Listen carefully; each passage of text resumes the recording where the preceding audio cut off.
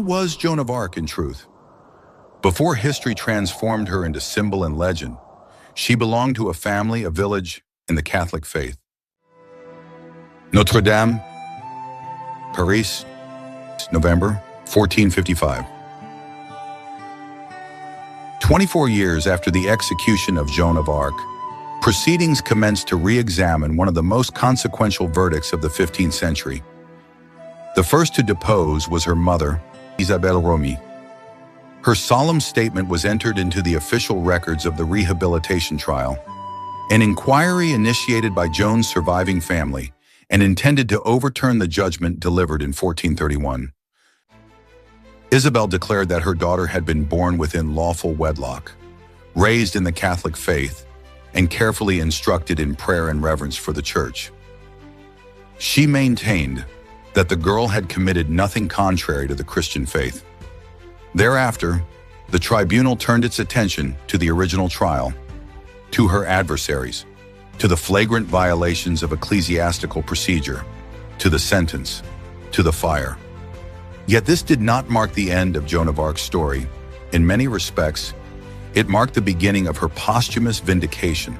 For before the relief of Orleans, before the coronation of Charles VII at Reims, long before the banners and the assembled armies, there had been a small village beside the River Meuse, a stone cottage near a parish church, a family watching their daughter depart, and perhaps understanding, before all others, that she would never truly return unchanged. To understand Joan of Arc, one must first understand the world that shaped her. Domremy.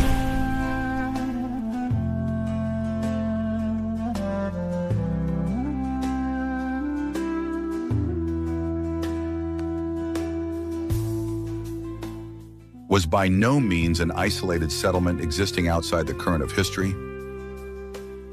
It stood precariously upon a frontier. A portion of the surrounding territory belonged to the Duchy of Bar. Other lands fell under the temporal authority of the Bishop of Toul. Allegiances across the region were fractured between the Burgundian and Armagnac factions.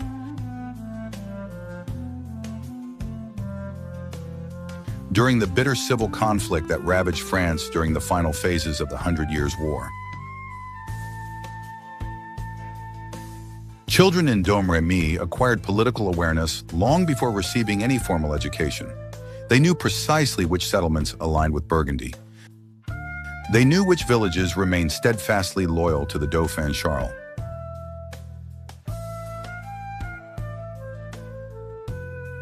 From infancy, they understood the brutal lexicon of raids, of terror, of taxation, and of war.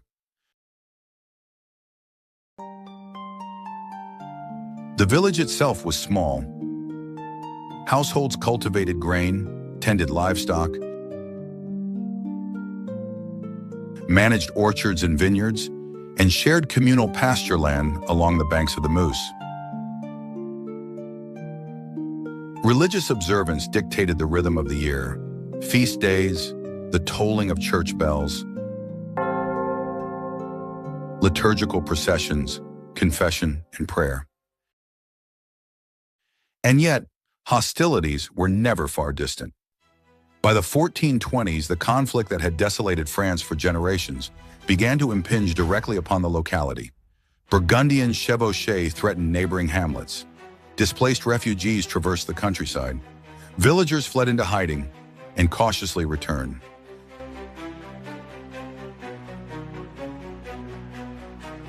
Joan did not pass her youth in tranquility. She was reared in a world thoroughly accustomed to instability.